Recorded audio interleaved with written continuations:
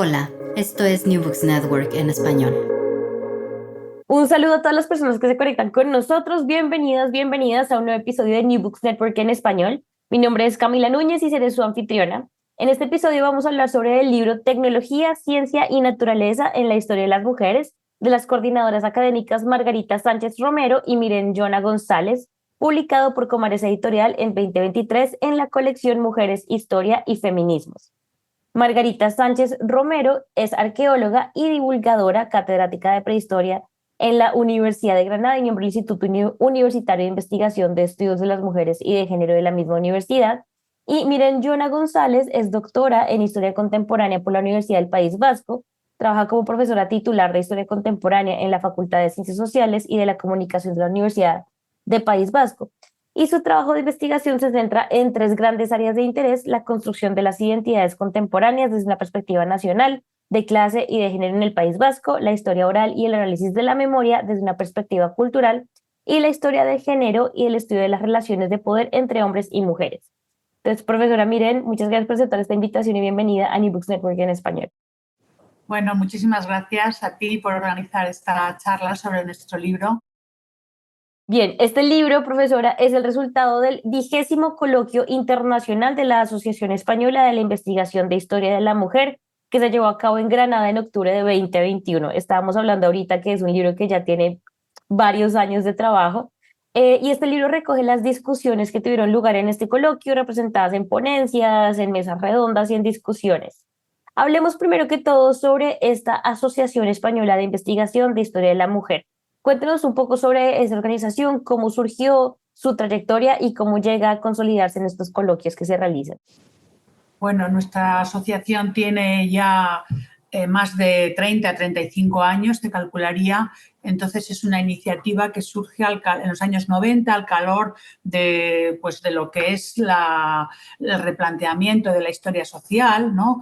Y en el reconocimiento de que falta el sujeto mujeres en el pasado. Entonces, es una asociación que va reuniendo a las personas historiadoras, fundamentalmente mujeres, pero también hombres, que empiezan a trabajar el género, que empiezan a descubrir que existe un vacío sobre las mujeres en el pasado histórico y entonces deciden darle un formato de asociación y que ese formato de asociación tenga una actividad que fundamentalmente se ha centrado en unos coloquios que llamamos internacionales cada 2 años y en el medio un seminario de trabajo sobre diferentes temas. Entonces nos reunimos, digamos, anualmente, pero con diferentes dinámicas. La dinámica de un coloquio es llamar a las investigadoras, investigadores jóvenes sobre aspectos concretos que nos interesa profundizar, y los seminarios son seminarios donde llamamos a gente, digamos, experta para profundizar sobre un debate que nos interese. El último, como sabrás, ha sido este mismo año 2023, en el que hemos profundizado sobre la violencia de género, sobre las mujeres víctimas de violencia, pero también las mujeres como sujetos de la violencia, con capacidad también para ejercer violencia, y hemos tenido ese debate en la historia. De acuerdo, muchas gracias. Y precisamente con este contexto, hablemos un poco de este coloquio, que es el 20º coloquio que se organizó en el 2021.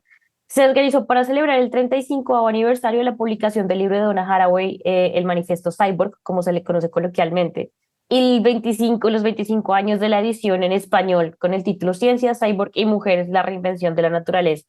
Cuéntenos un poco cómo fue la organización de ese coloquio partiendo del trabajo de Haraway y las consecuencias que tuvo en su desarrollo.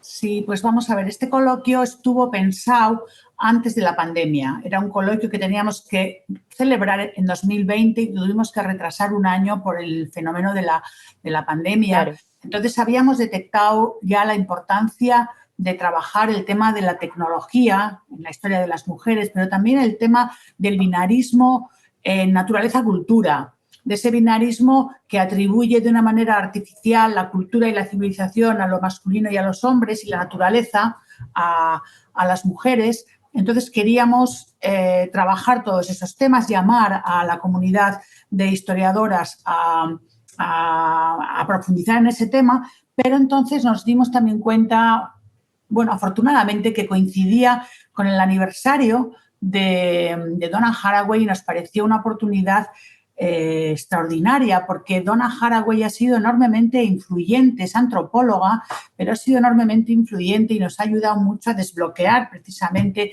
esa falsa dicotomía entre naturaleza y cultura. Quizás porque pues, la antropología es una disciplina más, no sé si llamarla subversiva, en los términos en que se sienten como más... Un trabajo más desde abajo, usualmente. A poner en cuestión diferentes elementos, ¿no?, que estructuran las propias disciplinas académicas, y la historia es una disciplina en la que nos cuesta más poner en cuestión diferentes pilares de la propia academia. Efectivamente, al recoger a Donna Haraway, su pensamiento cyborg, la idea de que el conocimiento es situado, esta idea ha sido fundamental para desnaturalizar la prepotencia de los estudios históricos, de los estudios androcéntricos, que por otra parte se arrogan la idea de que son la historia. Nosotras hemos venido con la voluntad de demostrar que esto no es así y que hace falta otro relato histórico. O sea, no hemos querido crear una historia de las mujeres paralela a la historia verdadera, sino que nuestro objetivo es construir otro relato de la historia donde las mujeres también son parte, y para eso nos hacía falta desmitificar la idea de que la historia verdadera es la historia androcéntrica. Entonces, Donna Haraway y el conocimiento situado es fundamental. Es cierto que la mayor parte de la comunidad académica, digamos, masculina no utiliza este principio. O sea, no está declarando desde dónde está investigando. Esto es así. Pero nosotras, como sí lo hacemos, en nuestra declaración estamos denunciando su propia situación arbitraria, ¿no?, de la comunidad de historiadores. En cierto modo, utilizar a Donna Haraway nos ayuda a desafiar la arrogancia del saber, digamos, que consideramos parcial, aunque ese saber se considere a sí mismo objetivo. Entonces, no sé cómo decirlo, pero Donna Haraway ha venido a democratizar los estudios científicos, los estudios antropológicos, pero también las ciencias sociales y las humanidades. Entonces, para nosotras era muy importante reivindicar su figura, la importancia del manifiesto cyborg, y creo que fue muy interesante porque dentro de las dificultades que tuvimos para hacer el encuentro, puesto que fue en 2021, justo cuando estábamos saliendo de la pandemia y fue todo un poco todavía con las dificultades de aquel momento, hubo muchas personas, investigadoras, investigadores que recogieron el guante e incorporaron en sus comunicaciones y sus aportaciones esta reflexión sobre la importancia de Donna Haraway. Entonces, además de realizar un encuentro donde profundizábamos en la tecnología, la naturaleza y la cultura, en ese binomio, la presencia y la figura de Donna Haraway ha brillado, yo creo, de una manera fundamental, y hace que este libro verdaderamente sea un homenaje a su figura, que es lo que pretendíamos. Completamente de acuerdo. Precisamente ya entrando de pronto en el libro, este libro Tecnología, Ciencia y Naturaleza en la Historia de las Mujeres está dividido en 2 volúmenes. En el primero encontramos las ponencias de apertura y en el segundo volumen encontramos otras ponencias, digamos, ya también con más estudios de caso. Entonces, en el primer volumen tenemos 3 grandes sesiones de trabajo, que son mujeres estudiosas de la naturaleza y precursoras de la tecnología, tecnologías del cuerpo y discursos del poder, y construcciones históricas de las identidades de género, naturaleza, cultura y transiciones, que reflejan mucho esta discusión que nos estaba planteando usted sobre el homenaje, la presencia de estos temas o de estos argumentos de Donna Haraway en los temas contemporáneos de la historia de las mujeres. Y para mí una de las cosas más interesantes que encontré, un tema transversal que encontré al estudiar el libro, es el cuestionamiento precisamente de las identidades y los roles de género, que además incluyen paralelamente revisiones historiográficas de la historia y las historias ya contadas. Entonces implica de pronto volver a mencionar una historia, volver a mencionar de pronto un campo que ya se estudia en la historia, pero cambiarle ese foco para hablar sobre la historia de las mujeres. y representar estas dicotomías, precisamente como usted lo menciona, artificiales de feminidad, masculinidad o naturaleza y cultura. Hablemos un poquito de este primer volumen y de cómo este tema de estas reivindicaciones o cuestionamientos o revisión de la historia se ve reflejada en él. Sí, yo creo que un aspecto importante de este primer volumen, que es la gente experta que nosotras como asociación identificamos como un saber experto que puede ayudar a profundizar en el tema, tiene dos aspectos. Por una parte, lo que la ciencia androcéntrica históricamente ha dicho de las mujeres y cómo las ha situado en un lugar concreto y en esa medida ha subalternizado la figura y el papel de las mujeres en la historia, pero otro también es que es muy importante, es cómo ha usurpado el papel protagonista de las mujeres en la ciencia, porque ese papel ha existido, porque las mujeres también han sido científicas, porque las mujeres también han investigado y porque las mujeres también han creado tecnologías y saberes expertos que han ayudado a la humanidad a progresar. Entonces, la revisión se produce en ambos terrenos, ¿no? Entonces, en las primeras ponencias, por ejemplo, Montserrat Cabré hace un estudio muy interesante sobre el método de observación desarrollado por mujeres y científicas renacentistas, que luego además da lugar a obras de arte, ¿no? Porque son mujeres que dibujan, etcétera. Entonces, una parte del trabajo de este libro es visualizar, sacar a la luz aquellos personajes, aquellos sujetos históricos que han sido científicas y que han dominado tecnologías.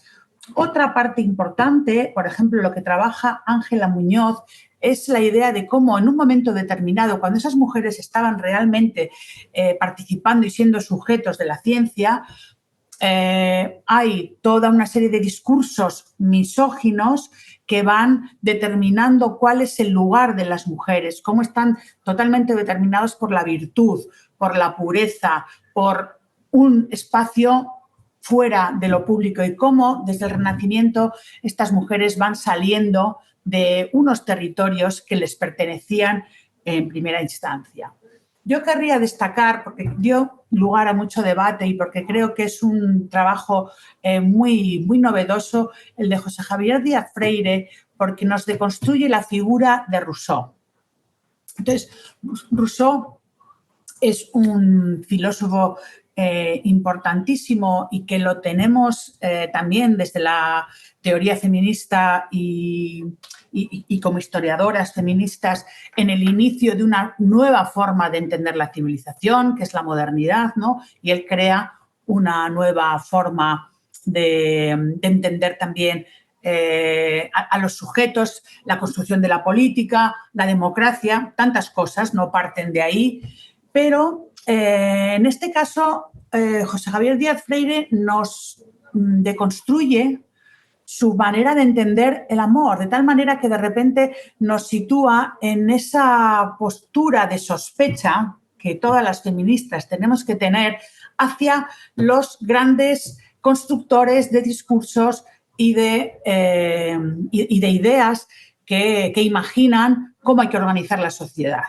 Entonces, aunque desde el presente, y este ha sido uno de los debates importantes que hemos tenido a propósito del artículo de la aportación de Javier, nosotras tenemos sospechas sobre el amor romántico, sobre que el amor es un territorio de peligro para las mujeres, puesto que crea dependencia, puesto que nos pone en un lugar subalterno de dependencia con el sujeto amado, etcétera.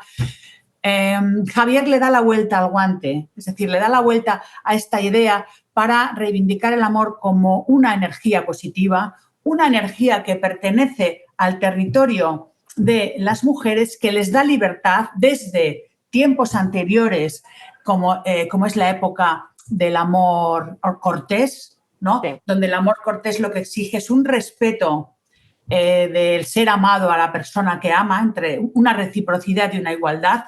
Y entonces nos muestra un Rousseau que a través de una novela, fue una novela que tuvo mucha influencia en la época, lo que está intentando es desacreditar esas relaciones, porque son relaciones que dominan las mujeres, que liberan a las mujeres y lo que pretende con la nueva Eloísa es precisamente y meter a las mujeres dentro del matrimonio y de relaciones de no reciprocidad. Entonces, yo creo que este ha sido un artículo muy interesante que viene a debatir con muchas de las investigaciones y debates historiográficos que tenemos en torno a Rousseau y que me ha parecido muy novedoso y aquí, desde luego, ha dado mucho para mucho debate. Creo que ha abierto un debate. También me parecen muy interesantes ya las aportaciones de Mary Torras y de Fénix Navarro y también especialmente la de Bacarne Altonaga sobre la figura del cyborg y cómo verdaderamente esa figura cyborg que nos saca absolutamente de la naturalización, de la esencialización de la feminidad para darnos la libertad de construirnos como queramos, con los elementos culturales que necesitemos, que queramos, que tengamos disponibles para convertirnos en las personas humanas que queramos convertirnos sin estar, sometidas a los imperativos de unos discursos naturalizadores que lo que nos hacen es limitar fundamentalmente, una feminidad limitativa. Entonces, pues bueno, en conjunto creo que el primer volumen, que es son las invitaciones de las personas que queríamos, con las que queríamos discutir, ha sido un volumen muy rico y espero que novedoso para las lectoras. Completamente, y creo que también es muy provocativo. Creo que muchas de las cosas, cuando yo estaba revisando precisamente el primer volumen, hay una variedad de temas y una variedad de preguntas y de sugerencias a la historiografía que también es muy interesante de pensar. Y precisamente esto que ustedes mencionaban sobre Rousseau y cuando uno ve el amor desde el feminismo en la historia, es como, ¿qué preguntas surgen de ahí? Creo que por eso también es muy interesante ese debate. Y precisamente esto sobre los cyborgs me pareció muy interesante la discusión que se planteaba sobre la coeducación y la emancipación de la mujer en esta naturaleza que usted nos contaba sobre cómo nos construimos precisamente como mujer o como los comportamientos y las relaciones que se dan en eso. Pero esta discusión del primer volumen precisamente es eso, estas experticias que se van planteando y que guiaron el resto del debate. Siguiendo con eso, pues otra de las cosas que también me pareció muy interesante a lo largo del libro es el manejo de las fuentes o la visibilización, relectura de muchas fuentes que ya se han trabajado o traer a la luz, como usted lo mencionaba, fuentes y científicas, escritoras, artistas, inventoras que no se habían dado a conocer antes. Quería preguntarle entonces cómo usted, como editora con la profesora Marga, como editoras coordinadoras del volumen, ¿cómo vieron esa dinámica de las fuentes? ¿Cómo se ve además en el mundo académico cuando uno está de pronto en clase, en un curso? Esa dinámica de las fuentes, releerlas y traerlas a la luz desde el feminismo, desde la historia de las mujeres. Claro, yo creo que el trabajo que realizamos desde la teoría feminista, pero como historiadoras, tiene dos ámbitos fundamentales. Una es la constante revisión, incorporación de los conceptos que la teoría feminista desde la filosofía, desde la antropología, desde las ciencias sociales están revisando constantemente en torno al sujeto, en torno a la identidad, en torno a la construcción de la identidad, etcétera. Pero la aportación fundamental de la historia es acercarse al pasado a partir de las fuentes. Entonces, tiene que producirse un diálogo, que es cuando yo creo que se produce el momento fértil o los grandes descubrimientos, es cuando esos conceptos y esas teorías las ponemos en diálogo con los documentos del pasado. Realmente el descubrimiento está en esas fuentes del pasado, pero es cierto que esas fuentes del pasado no hablan por sí solas, no hablan por sí mismas, sino que las visitamos y las revisitamos porque es verdad que al calor de los nuevos descubrimientos, de los nuevos conceptos, de las nuevas maneras de entender la realidad, pueden decirnos cosas diferentes y podemos descubrir e interpretar relatos y historias diferentes. Entonces, yo creo que es una mezcla buena la de este volumen, de aportación o de descubrimiento de nuevas fuentes, pero también de revisitar otras fuentes que son clásicas. Por ejemplo, la nueva Eloísa es una fuente clásica. Ángela Muñoz, yo creo que vuelve a revisitar al humanista castellano Alonso de Cartagena, porque es algo que ella ha trabajado, pero que esta vez lo mira desde una perspectiva diferente.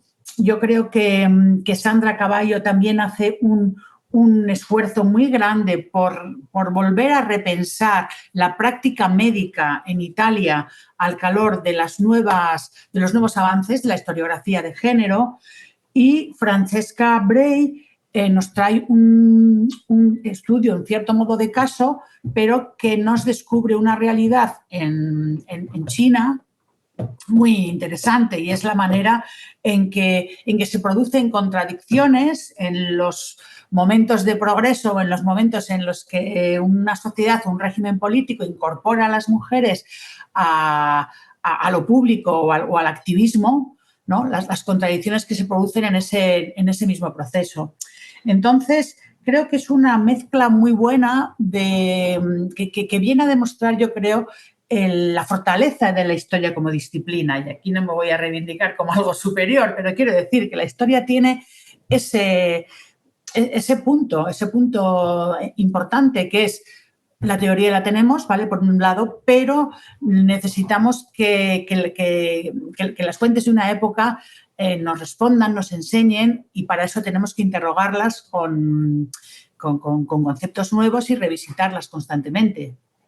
De acuerdo, y precisamente me pareció muy interesante lo que se muestra en este volumen, en estos libros, y es no solamente revisar las fuentes clásicas o traer nuevas a la luz, sino que también se ven otras fuentes que a veces no estamos acostumbrados a trabajar desde la historia, pero que deberían tener esta importancia, y que al poner el lente en la mujer desde el feminismo, desde estas teorías, en estas fuentes, es que a veces entonces uno maneja o es más consciente de ciertos sesgos u omisiones. Entonces, por ejemplo, los libros de las botánicas o naturalistas que explora Montserrat Cabré existían, ¿sí? Pero es desde esta nueva historia que estamos viendo cómo desde el feminismo estas mujeres son científicas, son botánicas, todas las innovaciones que tienen. Y también digamos que me parece muy interesante plantearles a las personas que nos escuchan que se antojen de este libro, porque no solamente hablamos de este tipo de fuentes como libros o cartas, sino que también estamos hablando de epígrafes, epitafios, vestigios, inscripciones en arte, en herramientas de la arqueología, que me parece también muy valioso rescatar.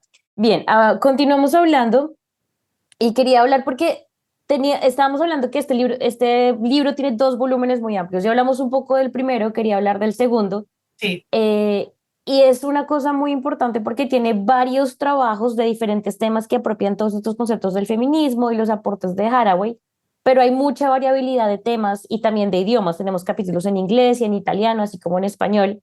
Y esto lleva a que uno como lectora, cuando se encuentra con el libro, se arme un poco un camino propio para poder leer y para poder explorar este segundo volumen. Entonces, por ejemplo, yo me fui por el lado de las mujeres y la medicina de la historia romana, la ciencia a través de la mirada de científicas feministas y, por supuesto, género y locura. Pero quería preguntarle a usted este segundo volumen, ¿cuáles son unos trabajos o cuáles son las líneas que usted recomendaría para no perderse en este segundo volumen que es tan rico y tan variado? Bien, yo creo que el segundo volumen da mucho la medida de lo que es nuestra asociación, porque no lo hemos especificado, pero nuestra asociación es de toda la historia de las mujeres, lo que significa que nos reunimos desde prehistoriadoras, arqueólogas, expertas en historia antigua, moderna, contemporánea, etcétera. Entonces, en el segundo volumen es donde se ve muy bien la variedad y la cantidad de trabajos y de investigaciones que las nuevas generaciones y, bueno, y profesoras también más consagradas van realizando en las diferentes especialidades de la historia. Entonces, claro, son volúmenes muy ricos porque tenemos desde el descubrimiento de la importancia de las mujeres íberas en unos enterramientos y en unos yacimientos que son súper sorprendentes y donde nuestras colegas de la Universidad de Jaén, etcétera, han investigado el papel de estas mujeres, pero también han recreado en vídeos y en exposiciones de divulgación al público pues un poco lo que era la vida cotidiana y el papel de estas mujeres y su importancia en la sociedad íbera. Yo creo que hay también un momento muy importante que no lo hemos comentado en el primer volumen y hago un pequeño inciso. Por supuesto. Que es la conexión que tiene el trabajo de Patricia Mayallo con la última Donna Haraway. Es decir, no es la del manifiesto Cyborg, sino que es la de la Haraway de seguir con el problema, que es esa relación del colapso civilizatorio al que estamos llegando por alejamiento de la conexión con la naturaleza, por la destrucción del ecosistema. Entonces también ahí nos muestra Patricia Mayallo una serie de exposiciones que se han hecho y de artistas muy novedosas, ¿no?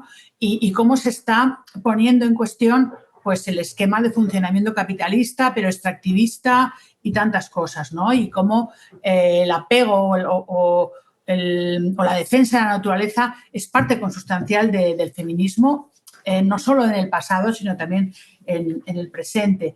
Entonces, en el segundo volumen también hay algunas autoras que van recogiendo ese papel de mujeres artistas que es totalmente desconocido porque están súper invisibilizadas en lo que es la historia del arte y cómo estas mujeres tienen mucha conexión con el contexto de producción de su propia obra. Entonces tenemos esos años 60 que recoge, no me voy a acordar muy bien, creo que Beatriz Fernández de Castro, ¿no? Recoge esa conexión de autoras de los años 60, la dictadura franquista, en la que están teniendo unas obras muy rompedoras, muy abstractas y muy centradas también en la reivindicación del cuerpo femenino y de sus propios embarazos y de su propia realidad como mujeres.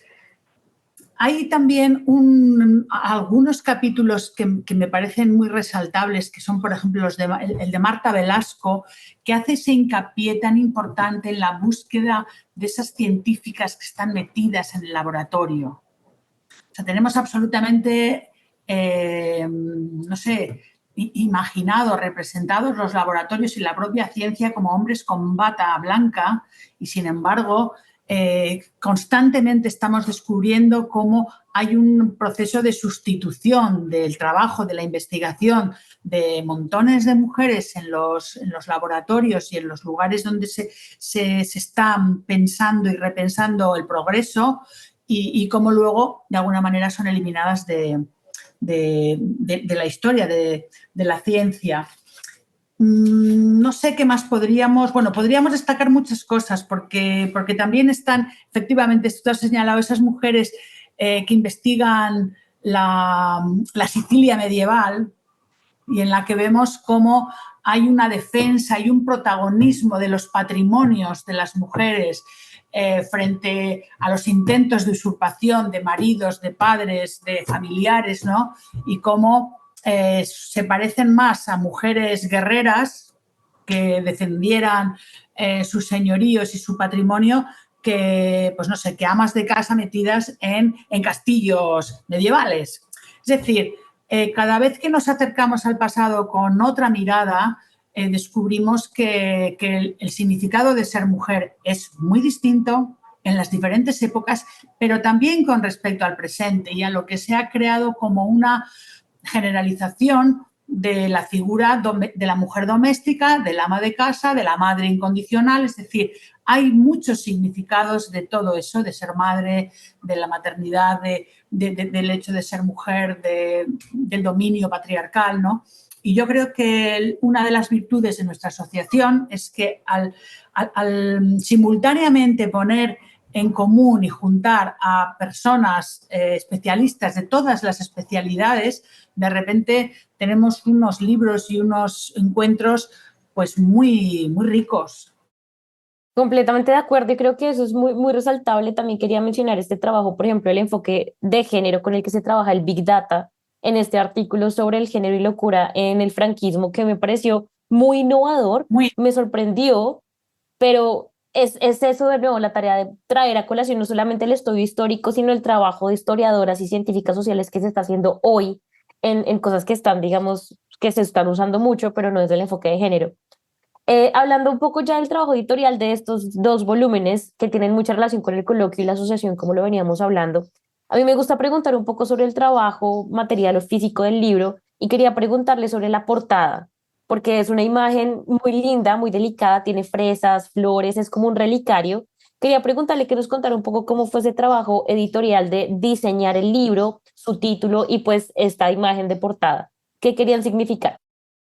Bien, pues bueno, en principio, vamos a ver, nos gustaría que el libro fuera un libro completo, pero los propios rigores de la propia editorial nos obligan a hacer un libro pequeño por cuestiones económicas, digamos, en Claro. papel y el otro en PDF, pero bueno, yo creo que luego se distribuyen los dos a la vez y queda como un volumen completo en toda su riqueza.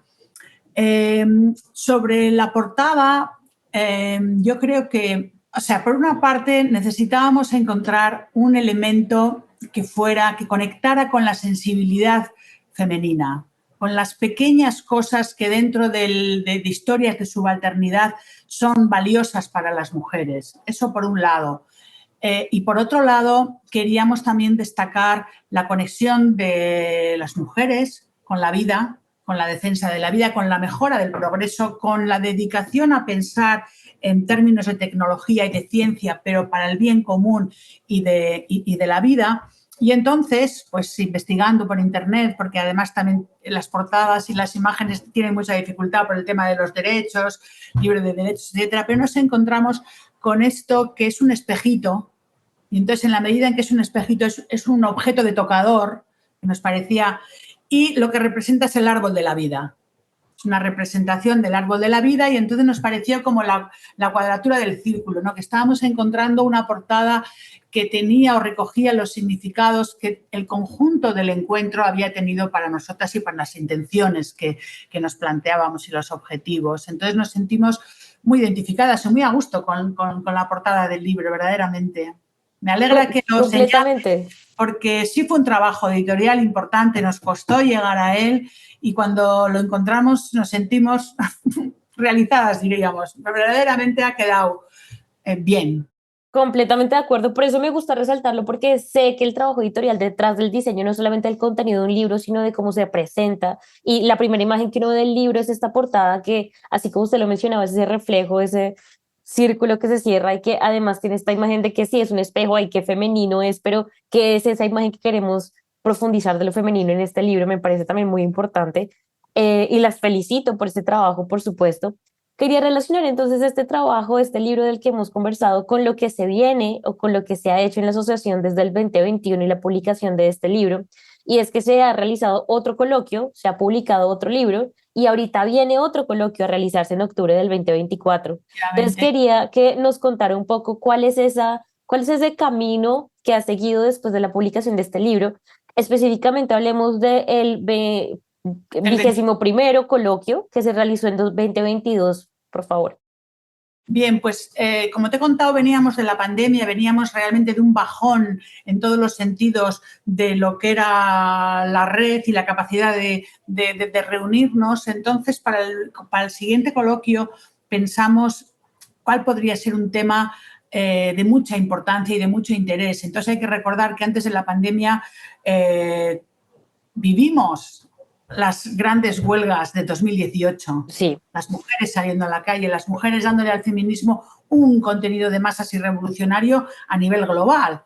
Entonces es por lo que recogimos el tema del feminismo y le llamamos tras la estela de los feminismos históricos, intentando poner a toda la comunidad de nuestra asociación y de las investigadoras e investigadores sobre esa preocupación. Es decir, qué significados ha tenido la lucha de las mujeres, las resistencias, las disidencias, el feminismo, si podríamos encontrar feminismos en el pasado. Entonces, es tras la estela, o sea, qué huellas han Lo que dejado queda. esas luchas de las mujeres y el coloquio pues tuvo mucho éxito, o sea, fue pues una gran reunión, yo creo que hemos profundizado mucho. El libro que ya está publicado sobre el coloquio creo que viene a ser una gran aportación sobre la forma en que tenemos que seguir pensando los feminismos y Y el coloquio al que vamos en 2024 ahora es la búsqueda de profundizar y de investigar sobre un área que ha sido un área, digamos, infrautilizada, es decir, que tiene que ver todo con el arte, con la imagen. Es decir, nos vamos siempre a la documentación escrita, a los fundamentos de los archivos, lo que encontramos ahí. Sin embargo, pensamos que en un mundo ya audiovisual, donde efectivamente cada vez tiene más importancia la imagen, las formas de interpretarla, el papel que han tenido las imágenes, los cuadros, el propio arte, el arte feminista para la historia, era algo que teníamos que afrontar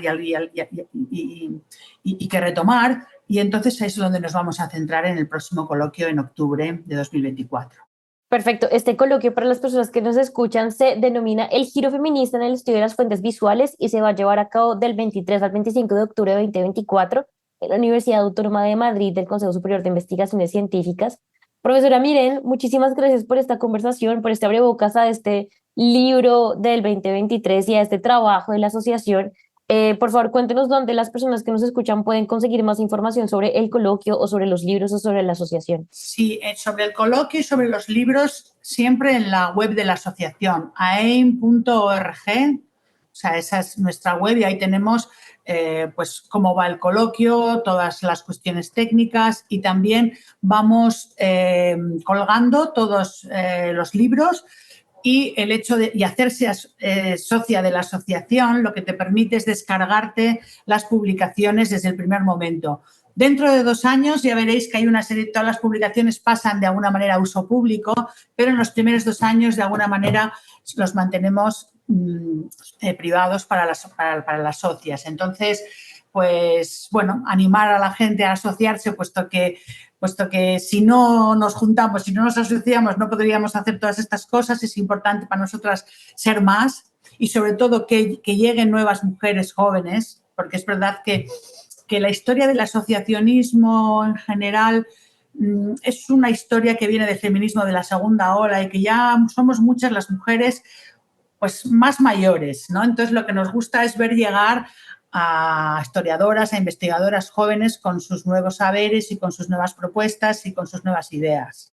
Muchísimas gracias, profesora Miren, de nuevo, por toda esta invitación y por la conversación sobre el libro Tecnología, Ciencia y Naturaleza en la Historia de las Mujeres, de la editorial Comares. Muchas gracias a las personas que nos escucharon. Mi nombre es María Camila Núñez Gómez y nos escuchamos luego por New Books Network en español con más libros nuevos y conversaciones con autores. Gracias por escuchar New Books Network en español.